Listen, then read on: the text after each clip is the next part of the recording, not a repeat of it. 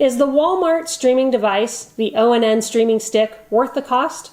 Well, that depends on which model you get and what you're expecting from a cheap streaming device. There's a box and a stick, and which one you get makes a big difference between a waste of money and a decent budget streaming device. In this ON Streaming review, we unbox the ON Stick and the ON Streaming box. We show you what's different about the two and what it's like to stream TV with these budget streaming devices.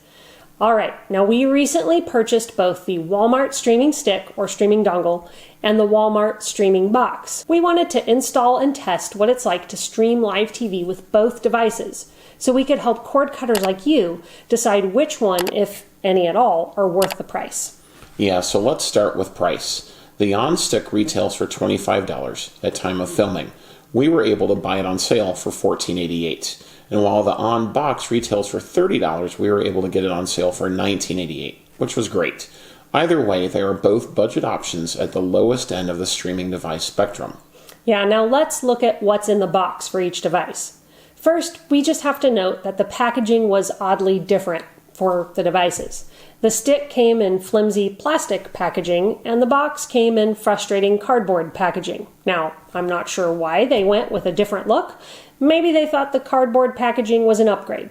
Don't know, but they were different. Now, when you take everything out of the packaging, you can see exactly what you get with each device. Yeah, the stick comes with a streaming dongle that plugs into your TV, along with an extender cord, a quick start guide, power adapter, and a cord that connects the stick to the power adapter, a remote, and 2 AAA batteries to power it. The box comes with the streaming box, the quick start guide, remote, batteries, power adapter with connector cable built in, and an HDMI cable to connect the box to your TV. What's a bit awkward about the box cording is that it's an unnecessarily long cable and a built-in power adapter, which could be frustrating for you if you're trying to keep all your cords out of sight. Now, before we show you what it's like to install and use each device, let's go over the specs and detail what's the same as well as what's different between the two. So both devices run on Android TV. However, the stick runs Android 9 while the box runs Android 10. There's a big difference in the experience, speed, and functionality of each. Even the home screens look different. The stick home screen is slimmed down and has no options really along the top to filter your content. Contrast that with the box, which has a newer version of Android TV, and you get a more robust experience. You can search by voice or text, as well as discover more content and search for apps along the top. Plus, the layout makes much better use of the home screen in the middle. Now, we'll get to that more in a second, but first, let's compare the tech specs. The ON streaming dongle has 1 GB of RAM, 5 gigs of storage, and 1.5 GHz quad-core processor. The box has 2 gigs of RAM, 8 gigs of storage, and a 1.8 GHz quad-core processor. Honestly, you can really tell the difference. It feels like the stick was made for streaming a few years ago, but not for today. It's slower, clunkier, and not capable of accommodating the newer streaming and gaming features available today. Yeah, now, both devices support Bluetooth technology, so you can connect headphones or a speaker that way. The box supports 4K streaming, while the dongle supports HDR10. Neither device supports Dolby Vision or Dolby Atmos. If you want a device that supports Dolby, you'll want to consider Amazon Fire TV Stick, Tivo Stream 4K, or Chromecast. Let's talk about the remote quickly. Both devices come with the same remote, and honestly, as far as remotes go, it's not bad. It has a lot of buttons. At the top left, you can use it to power on and off your streaming device and TV, though we had difficulty getting it to do that with the cheaper ONN FHD streaming stick. The top right button lets you control inputs. The Google Assistant button enables voice search. There's a little bookmark button on the left that lets you quickly add items to your watch list. The button on the right accesses your settings. The wheel is what you use to rewind, fast forward, and move up and down in the user interface. The center button lets you pause or select items. Now, this is one thing we wish the remote would have used some of its considerable button space for: actual rewind, pause, and fast forward buttons. Yeah, but moving along, you have a back button, TV guide button that lets you launch live TV within each device. However, it's only programmed to accommodate YouTube TV, and there doesn't appear to be a way to override that, so that's an unfortunate oversight. Yeah, as you'll see in a minute, there's no way to access live TV within the user interface without that button on your remote. Now, that's different from the Tivo Stream 4K, which also runs on Android TV but includes a live TV interface and better content filtering. We discuss that budget streaming device in depth in our Tivo Stream 4K review, so you can watch that for more. Moving down, you'll see a home button, volume and channel controls, as well as a mute button, and then 4 buttons for 4 popular streaming services: YouTube TV, Netflix, Disney Plus, and HBO Max. Unfortunately, there's no way to reprogram these. Yeah, the remote and the system itself has some downfalls, but it's one of the least expensive options available. And it does offer some things that more expensive options like the Roku Express and Fire Stick Lite don't. The ON remote has an infrared emitter, which means you don't have to point it directly at the stick or box for it to work. Plus, it does pair with your TV, and you can use one remote to control your TV and device, which is convenient. Okay, let's move on to installation and what it's like to watch TV in the ON interface. So both devices required software downloads and updates right out of the box. This isn't terribly uncommon, but the stick took about 10 minutes to get through. There was a lot of waiting. The ON box was faster and took only about half as long to set up. If you've used Google TV or Android TV elsewhere, you'll recognize and be comfortable with how to find things to watch with ON. First, let's look at the stick. The experience is extremely minimal. You can access your installed apps at the top and along the left side. There will be a row featuring top titles from each app in the middle screen.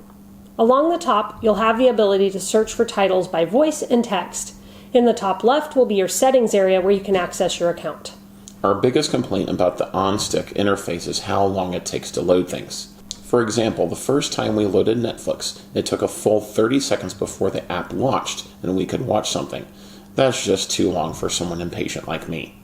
Even after Netflix, when we tried launching other streaming services, there was noticeable delays. Yeah, for this reason, we really don't recommend the ON streaming dongle at all. It's just not designed to handle the streaming services that are out there today. It honestly feels like it's 2 years too old coming out of the box. Thankfully, the ON box is better. The interface has more functionality to it. Right out of the box, you're going to see an improved experience. Installation took about half as long, and the whole setup process was much faster than the stick. We had no trouble pairing our remote either. And we were able to easily use the remote to power on and off our TV, as well as to control the volume. Once the ON interface launched, it was noticeably different from the ON stick experience. Along the top, you'll see options to search by voice or text, a home tab, discover, and apps. These are all more ways to filter and organize content. You can allow Android TV to deliver personalized recommendations as well, which makes it easier to find something to watch when you don't already have a show in mind. You can access your settings in the top left. Your favorite apps are along the top, followed by a play next row that lets you pick up where you left off on shows you were watching, followed by recommendations, feature titles from different streaming apps, and more. And the speed to open apps is night and day compared to the ON stick. Netflix launched in 2 seconds. It was a much more enjoyable experience. And other than the mild awkwardness of the box and the long cord, it's a pretty decent cheap streaming device. So should you buy the ON stick or box? We don't recommend the ON stick, but the box is worth the price and is a true budget option. It's still a pretty minimal experience, but if you have Android devices, it could work well for you. If you have room to spend a little bit more, we recommend the Tivo Stream 4K or the Roku Express 4K Plus, both of which we have reviewed recently. The Tivo Stream 4K retails for $40 but can sometimes be found for less. It also runs on Android TV. The big upgrade over the ON box is that Tivo built in a live TV and content interface that puts all your favorite shows and content from all the streaming services you subscribe to in one convenient spot. It also supports Dolby Vision and Dolby Atmos. Tivo really tries to make it easy to get your shows without having to get in and out of your streaming apps. Another option that provides a step up from the ON box is the Roku Express 4K Plus. It retails for $40 but can be found for $30. It's faster and offers more functionality while also being app forward. It also has a free Roku channel and an easy way to watch live TV from multiple services. Finally, if you're an Amazon-centric home and have an Alexa, the Amazon Fire TV Stick is worth a look. The home screen can be busy, admittedly, but it's not hard to find the Fire TV Stick for $35 or $40, and you'll get a faster device with more options than the ONN box. Whatever device you choose, we recommend waiting until Black Friday to buy if you can, because you're likely to get a good deal. Alright, that's it for this video. Let us know what you think of the ONN Stick and box in the comments below. Have you tried them yet? What has your experience been like? And don't forget to like, subscribe, and sign up for notifications so you can receive our latest news and reviews when they drop. Thanks for watching, and we'll see you in our next video.